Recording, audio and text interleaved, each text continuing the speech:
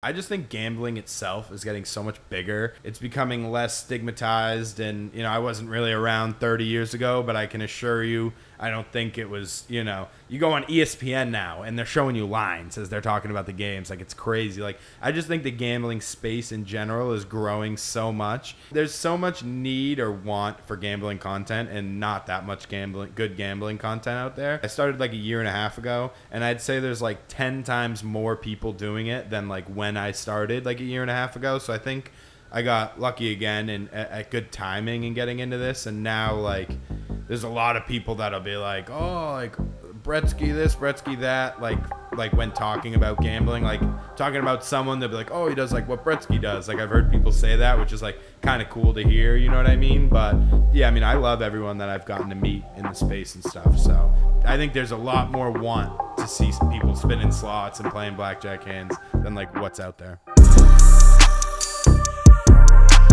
I've never thrown a bet in my life. Never put a bet in your life? Never. Don't start. That's my best advice. Yeah. I put my first bet in when I was like 13, and it's been all downhill from there. And then lately it's been slightly uphill, but it's pretty hard to stop. Do you remember what your first bet was? Because when we were going down in the elevator to get you, I told him he's a Giants fan. Yeah. I remember my first bet ever was a Giants Thursday night football game. I was sitting in the library at Penn State, like studying for a test the next day, and my buddy was like, "Yo, come on, just sweat this with me." So Yeah, all right, I'll put $10 on it, and then I paid 10 cents in vig on every bet I've done since. That's awesome. Yeah, I mean, I don't remember my first bet, but I do remember like my first big bet. My dad's like a big poker player, and he used to play in like home games, and I'd go with him and hang out and stuff. And so everybody's always obviously betting and doing all this. And I started betting a little bit, obviously way too young, shouldn't have been betting. But I remember it was Cam Newton versus Marcus Mariota in the national championship. And I was up like $2,000 on the year.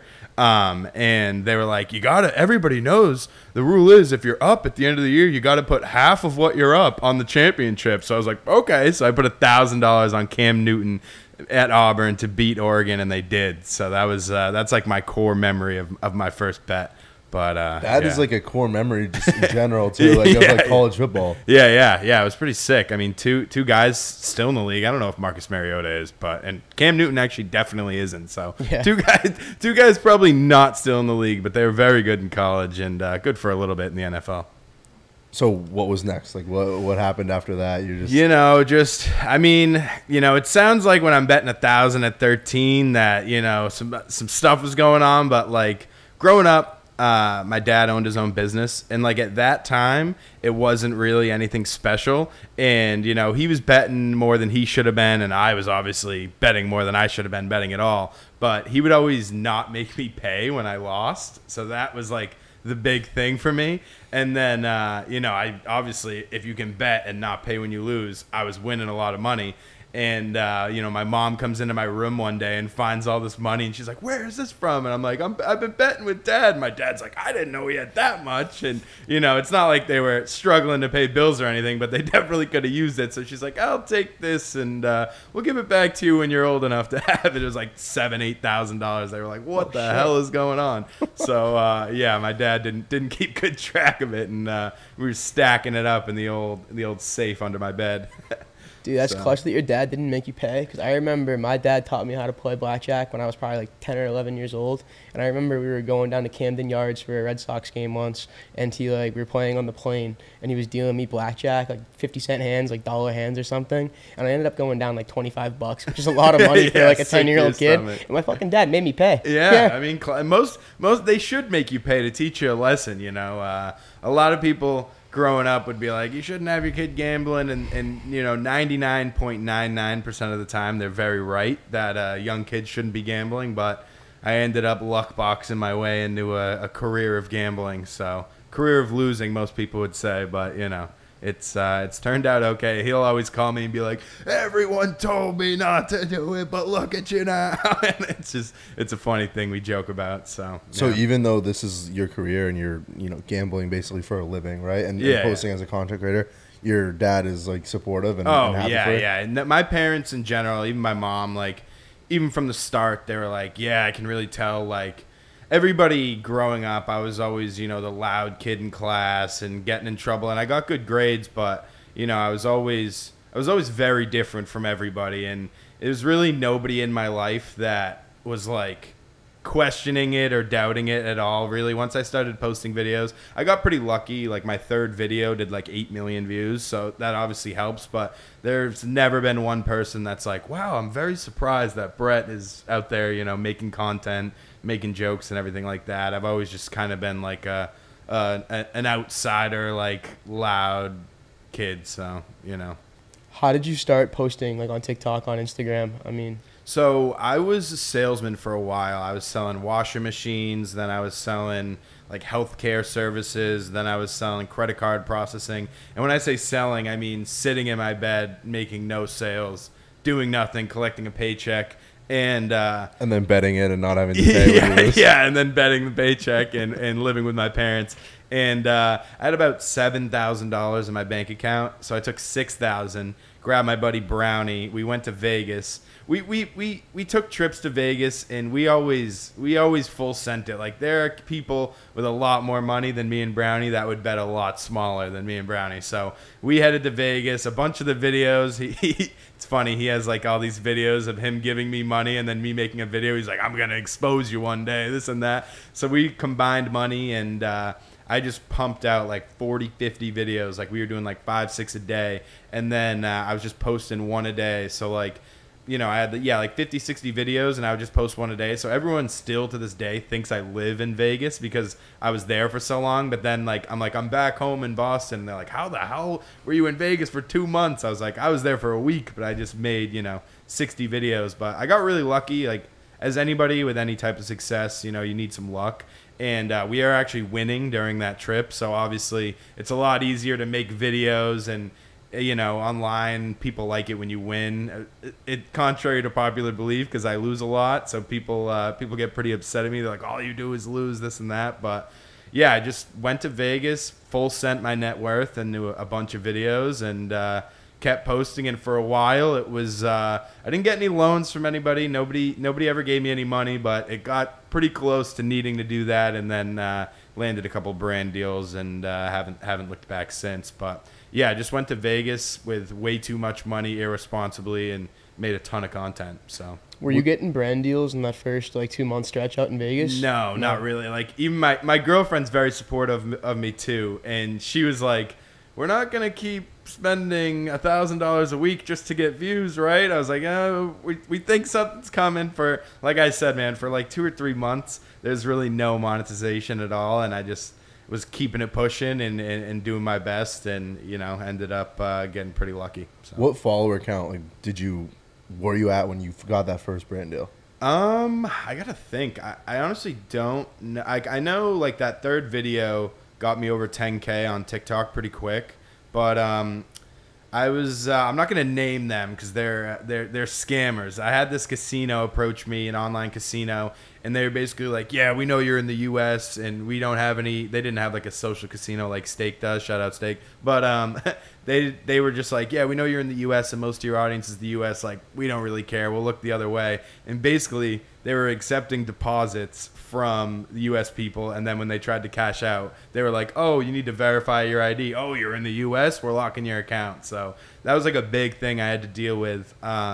And I had to pay like a lot of my followers back. Like I felt really bad that happened to some of them. So yeah, that was technically my first brand deal. I ended up literally losing a lot of money because I was basically paying all the money back and then some. So what prompted you to do that? Because that's like 100% not your responsibility. Yeah. I'd probably be saying sorry, not sorry. Yeah. But like, what was the feeling like that you said, oh, I need to get these people? Yeah, I mean, contrary to popular belief, I'm a gambler. I'm kind of a hustler and this and that, but I do have like a pretty big heart, and I just, I didn't feel right keeping money from a company that basically stole money from my followers and gave it to me. And there were a couple people, like there was one kid that won like 15,000 and got stiffed, and like to him I was like, dude, like I don't have money like that. Like I'll give you $2,000, and I was like kind of trying to strike deals with everyone, like, is it okay if I do this and that? And everybody was like really receptive. That kid didn't even want me to pay him at all, and I was like, I'm paying you. Like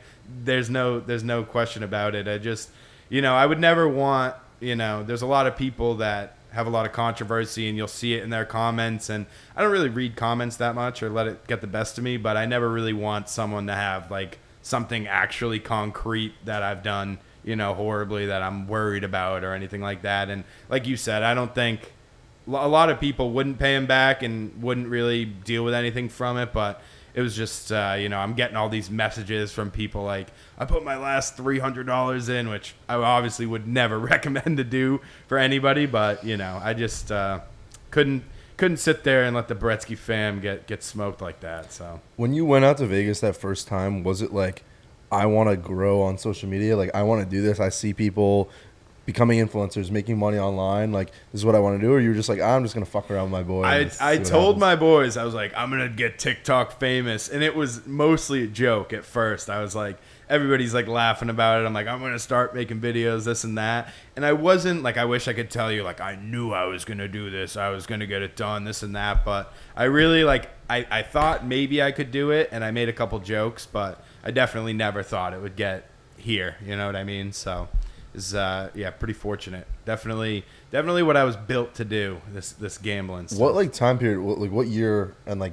I started like a year and a half ago. So like March 2023. It's not that long ago. Yeah. It's like really not long at all. Yeah, it's it all happened pretty fast. So. And then so once it really did start to pick up, what was like a moment that you were like, okay, wow, like this is really cool. Like this is an opportunity because of social media that I've received, like whether it's meeting someone, going into an event, getting a sponsorship, that you wouldn't have imagined or been able to do before. I mean, other than like getting paid, it was actually very recently Power Slap. So I got invited to like the VIP at Power Slap, and I was just there, and it was me, my buddy Brownie, and my other two buddies, and we're just standing there, and it's like FaZe Banks, John Rahm, Cam Newton, like the Insane Shane, the kid that catches the marshmallows. Cam Newton, like, that's pretty full circle yeah, too. like Tfue, the Nelk boys, everybody, and we were just standing there, like looking around, like, what the fuck is going on? Like, we should not be here. We are not at this level. But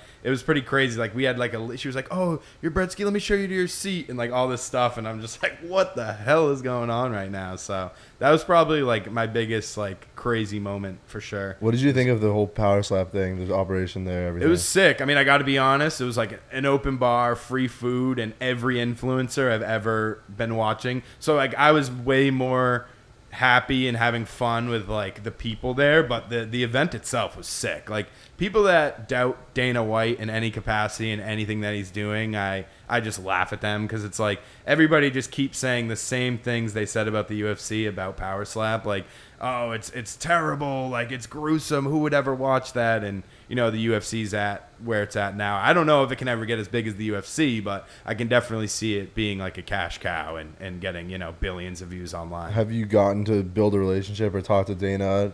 No, I mean, so it's funny. Dana's been eluding me. I got invited to like Nitro Cross, which is another thing that he bought, and they were like, you're Dana White's VIP guest and this and that. And I was like, whoa, like I was like, I'm going to get to meet Dana. And they were like, well, he might be in the room and he might be. So it was like, you know, just kind of a thing they used to get you in. And then they did kind of the same thing for Power Slap, but I liked Power Slap either way. Like Nitro Cross is obviously wicked cool. Like I would love to watch it if I'm there, but I'm not going to like fly out to Vegas to watch Nitro Cross. But, so he was also supposed to be, well, he was in like the high limit room afterwards, but like, I've never been really the guy to like go up to someone and be like, hey man, let me get a picture, let me talk to you and this and that. So like when I walked in the high limit room, it was just a mob of people and all this. So I got some social anxiety, so I'm like, I'm not doing this. So I just went back out and played blackjack by myself. And to go on a tangent, I ended up winning like 20,000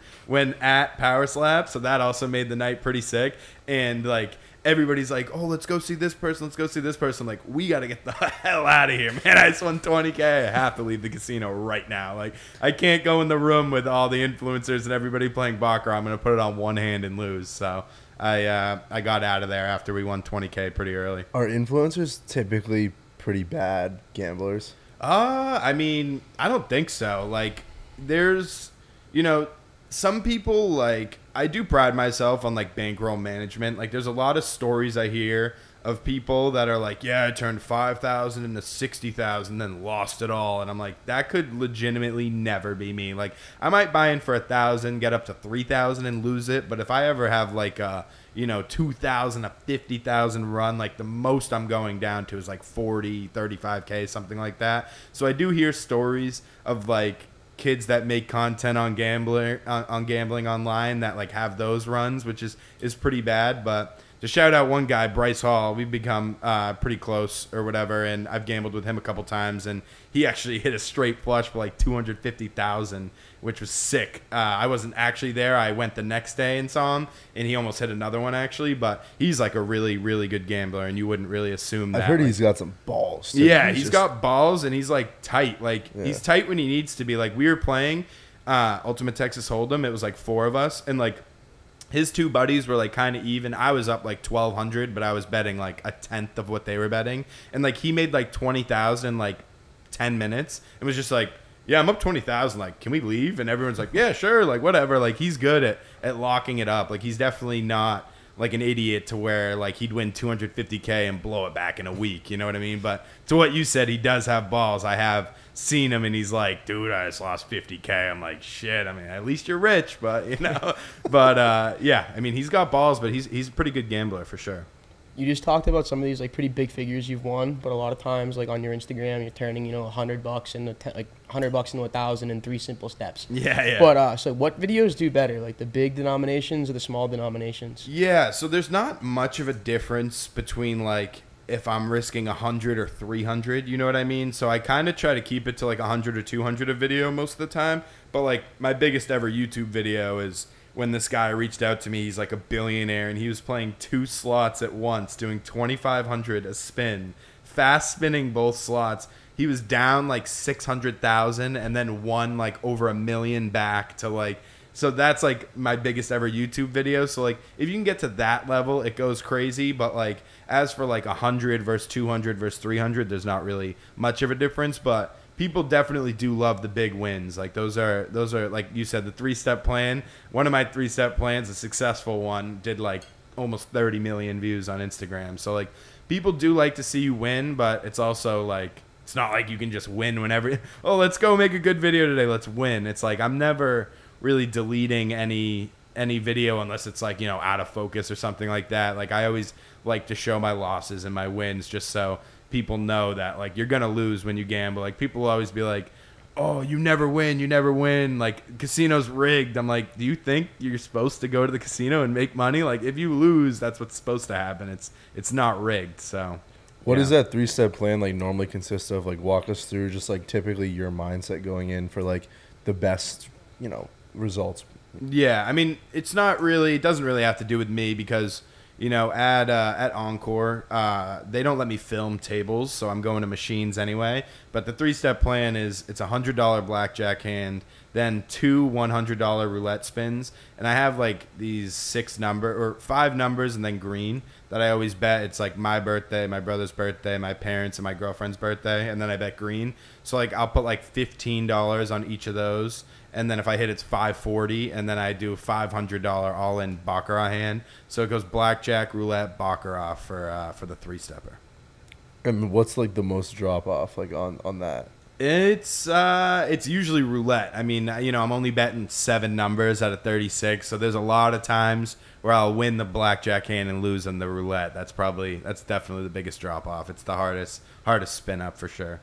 Do you still feel like, I mean, it's hard for like I don't even know what this feels like, but like what does it feel like when you do like lose, like on a small level or a big level? Like what is that feeling like, or win too? Yeah. I mean, when I lose, I don't really sweat it too much. Like I have pretty budgeted out like my vlogs and stuff. Like I basically risk what I know I'm gonna make on the vlog, so it's kind of like a free roll. Like if I win, that's great. If I lose, you get more exposure, you get YouTube money, all that kind of stuff. So I don't really sweat the losses because, like I said, I'm never really going with 10K and lose. Like, I don't know if I've ever bought in one night for 10K and lost. Like, I don't think that's ever happened.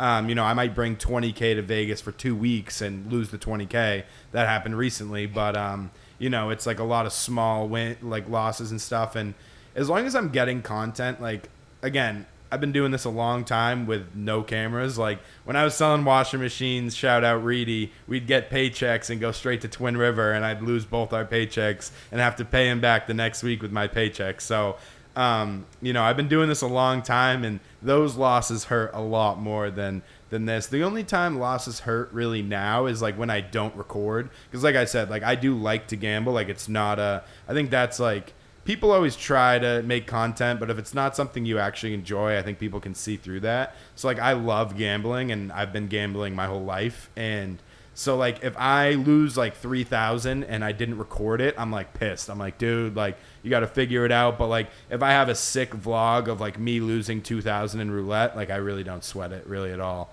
But and then obviously winning is obviously sick. But I don't really feel too bad when I win and don't record it. You talk about how like Encore and like probably most casinos, but you can't film at the tables.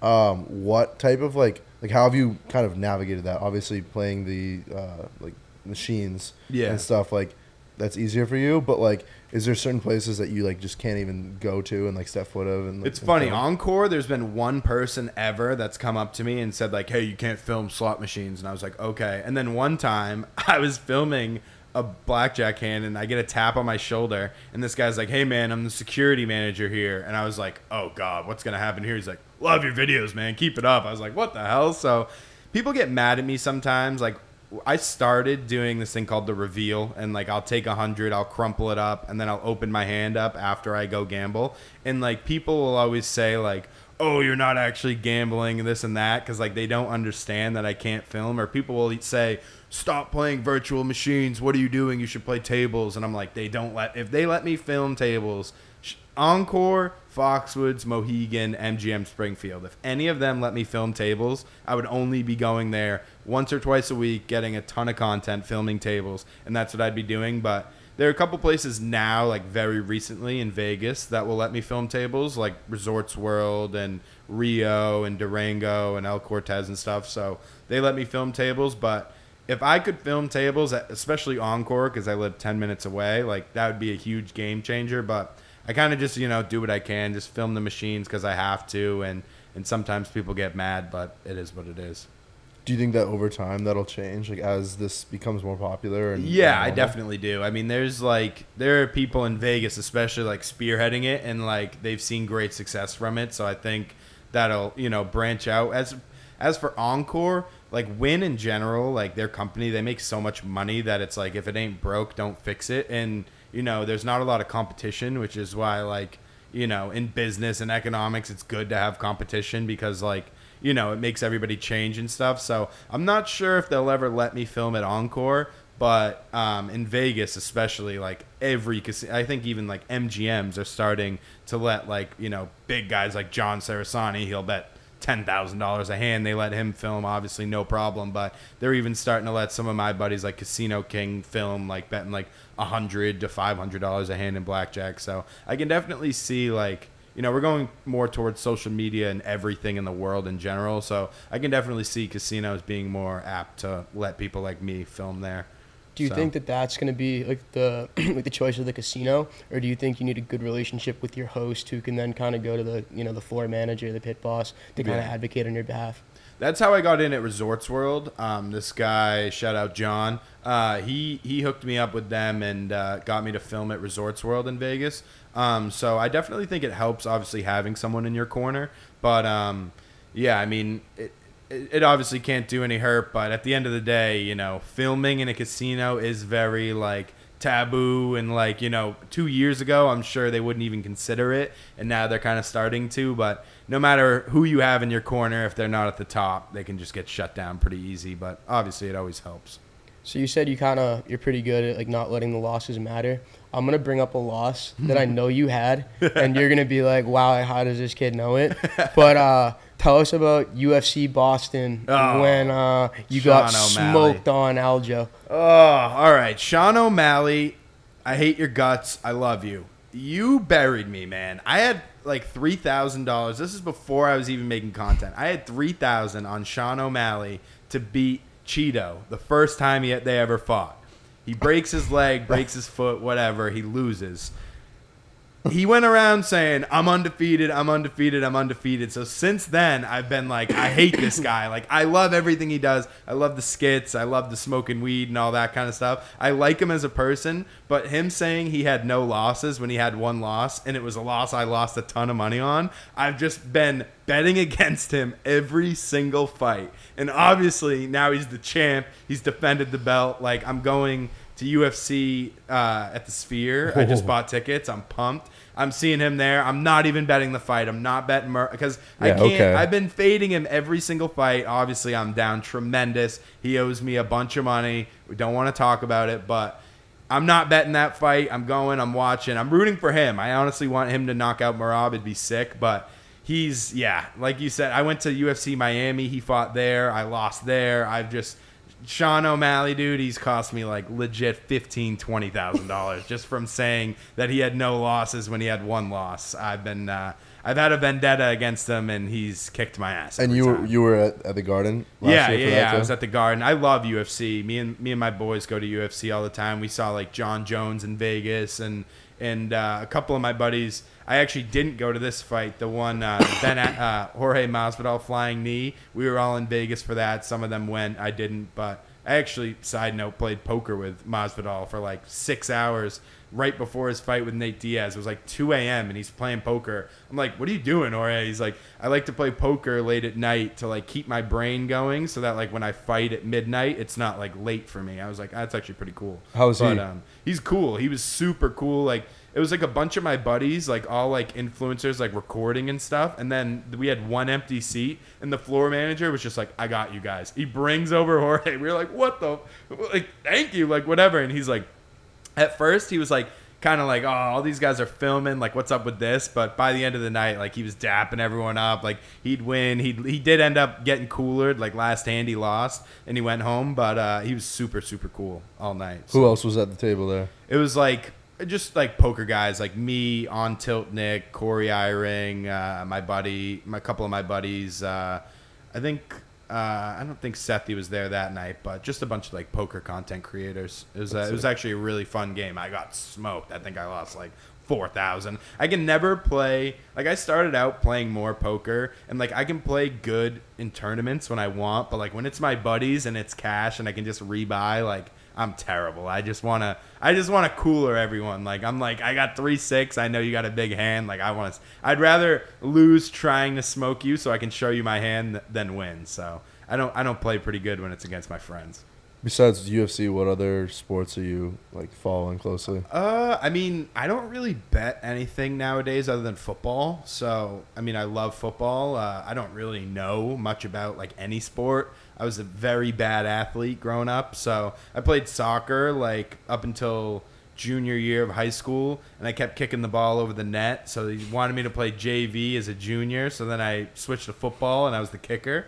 So I was never really an athlete. I can't dribble a basketball, hit a baseball, or do any of that. So I don't really follow like players and like stats and all that, but I obviously bet.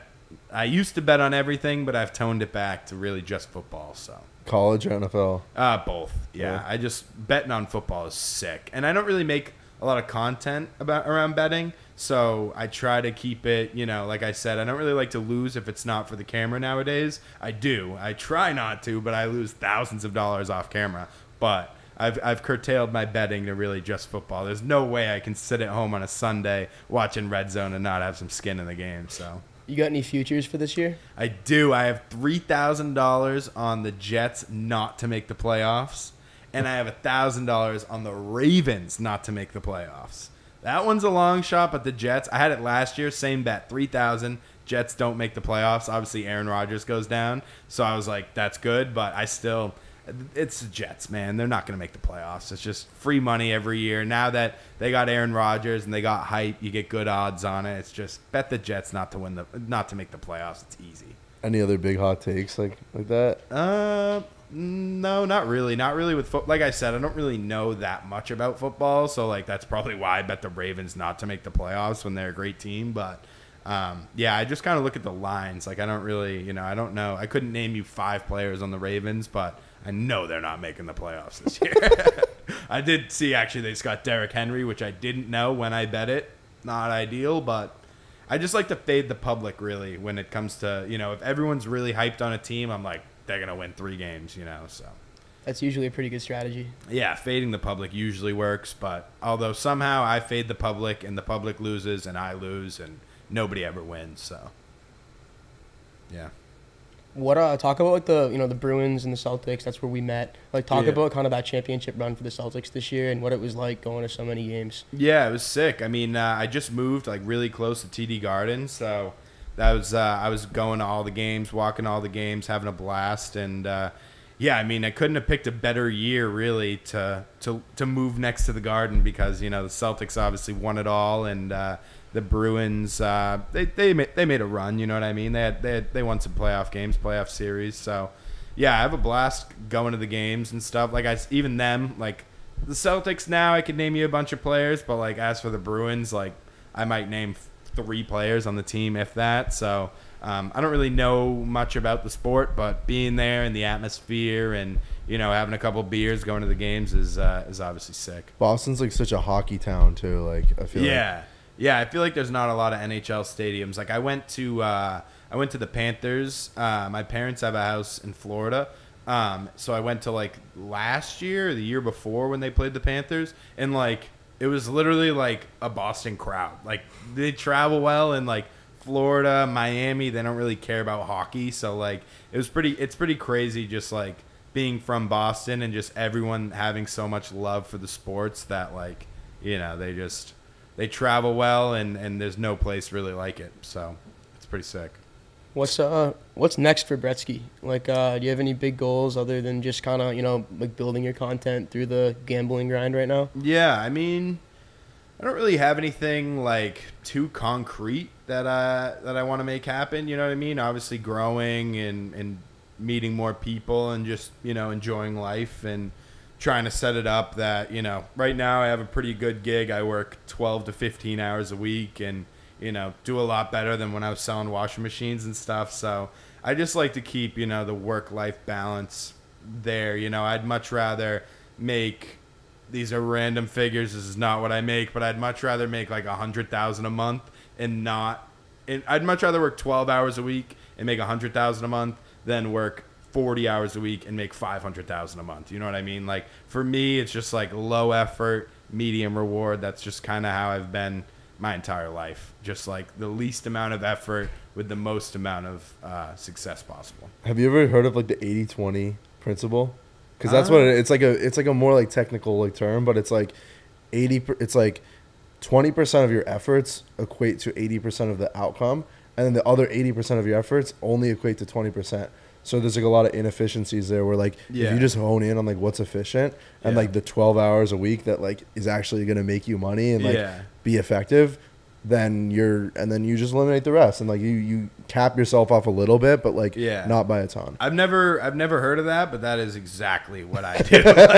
like I could make 40 hours, I could work 40 hours and put out quadruple the content and I'd probably grow a little faster, probably grow a lot faster, but yeah, I mean that I've never heard that, but that's how I start quoting you now. Yeah, start quoting it right there. What is like a day, like just like, or like you could say like a week, but like a week or like a day like in your like schedule? So yeah, I mean it's funny. I stream 4 times a week, so I go live Monday through Thursday at 9 p.m. to 11 p.m. So that's 8 hours, and then I go to the casino twice. I film like 3 or 4 shorts and then like a vlog each time. So I'll put out like, I've been kind of slacking lately. And when I go to Vegas, it's probably because when I go to Vegas, I'll do much more. Cause like, obviously I'm in Vegas, like I can film, there's people there, I'm doing collabs and stuff. But when I'm in Boston, I'll go to the casino twice a week. I'll stay for an hour, if that, I'm making 3-4 shorts that takes 10-20 minutes. And then I'll record a vlog that takes another 20-30 minutes.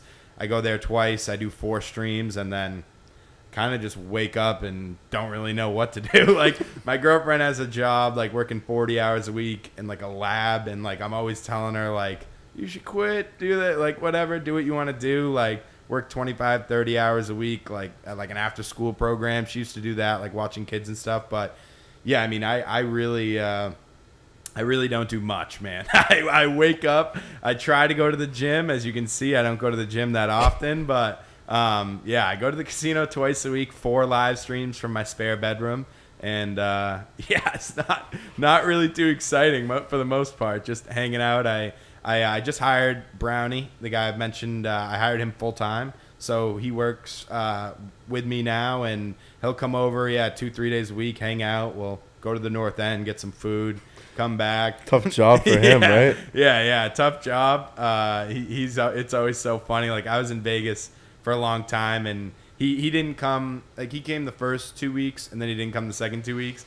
And like, we're out on my balcony, and I just see him like taking a picture. I'm like, "What are you doing?" He's like, "Oh, just taking a picture." And on his Snapchat, it's just like, "Back to work," and he's just like on my balcony hanging out. So, I always, all you got is your friends and your family. So I love having him around and making his life a little bit easier and stuff. So yeah, we're kind of just big chilling right now. Like, the 80-20 rule, which I've known for years, kind of, makes me think that, maybe I should work a little bit harder than I do. There's definitely times where, I'll go a week without posting a vlog, and I get pretty on myself for that. But, yeah, man, there's not really a lot that goes in. I wish I could tell people, like, I'm grinding every day. Like, the hardest I've ever grinded was when I was doing this challenge. It was like, go to the casino every day and spend $100 spin until I got a hand pay. And it was like 40 days in a row where I literally had to go.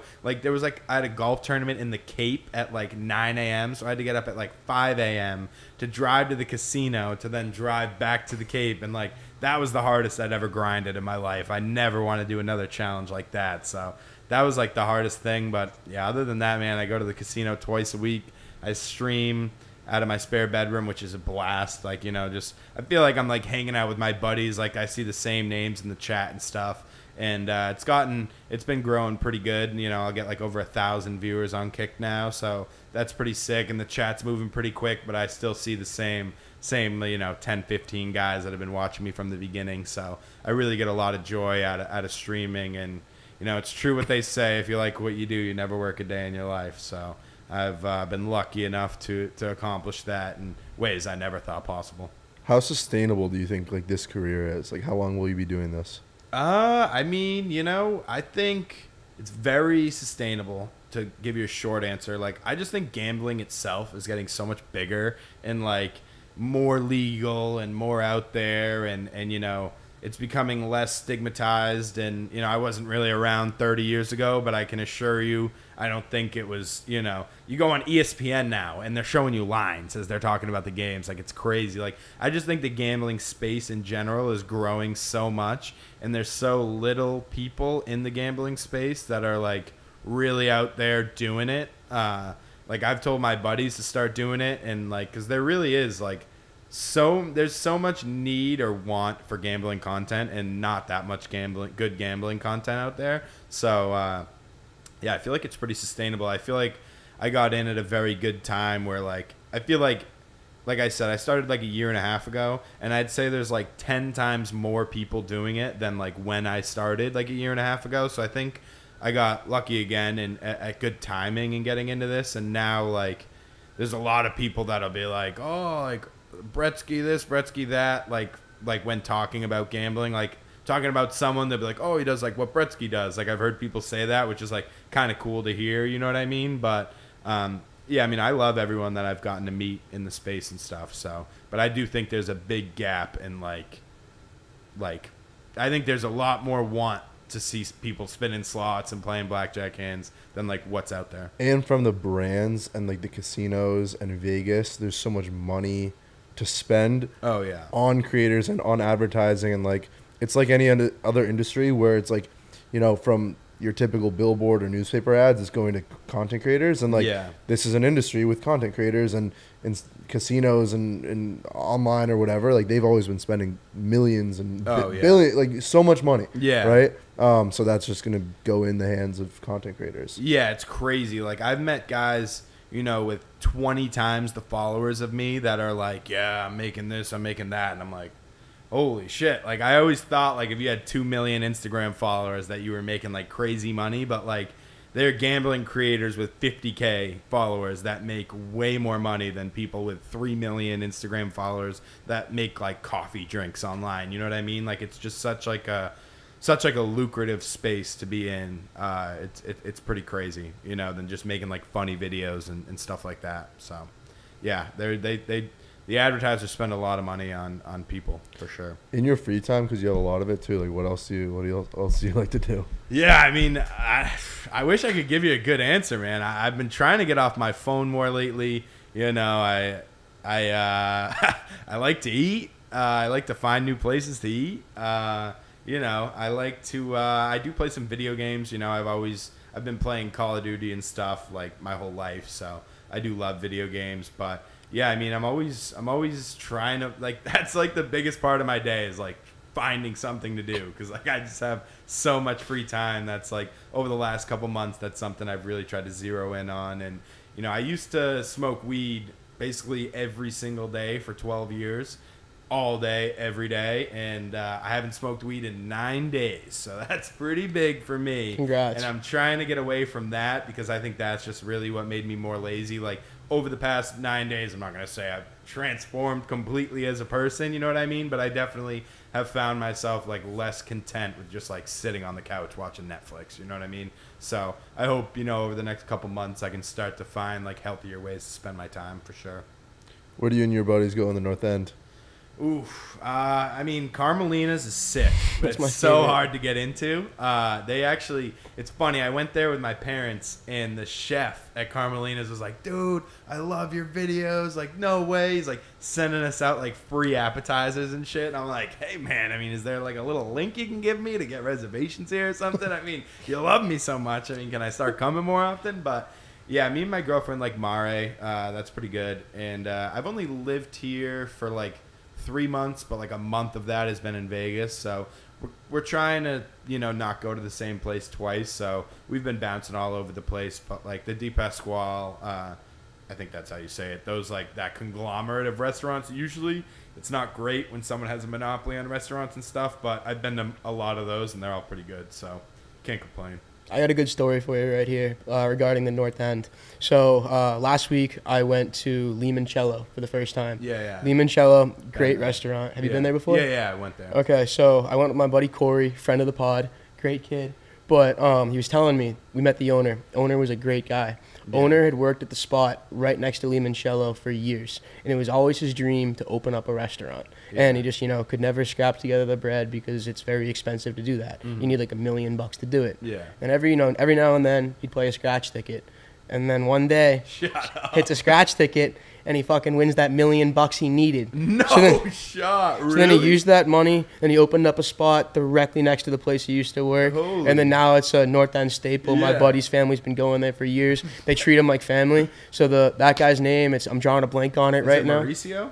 Very well could be. Yeah, very well could be. Because I went on a food tour with this guy, and it's called North End Food Tour. Shout out them, but he hooked me up with Limoncello, and I think it's Mauricio. He works at the front. I don't know if he owns it. I think he owns it, but he's like, go in, drop my name, you'll get right in. It's like mad people waiting. I'm like, I was like, yeah, I know this guy, blah, blah, blah. He's like, yeah, come right with me. I'll give you the last table in the whole restaurant and whatever. So I'm blanking on his name. I think it's John, but North End Food Tour on Instagram. But he hooked me up with them, and yeah, we actually just ate there with my girlfriend's family, and that place is sick. But that is so cool that he spun that up from a scratch ticket. That's I think too, because you told me that, and then I was in the North End this past weekend, and I ran into someone, and they were talking about that story again because they had just been there, and he bought the scratch off from that little cafe that's on the corner of Hanover that's not like a gelato shop. Yeah. That used to be like a corner store, and he bought the scratch off there too. So yeah, it just stayed in the neighborhood too. That is so crazy, dude. That's like everybody's dream, yeah. you know, Yeah. just like the lottery to freedom pipeline. Yeah, for sure. It's crazy. Brett, thank you very much. Yeah. Go Patriots. Yeah, go Pats, baby. Go Giants. Thanks for having me, boys. Awesome. Yeah. Thanks, man. Awesome.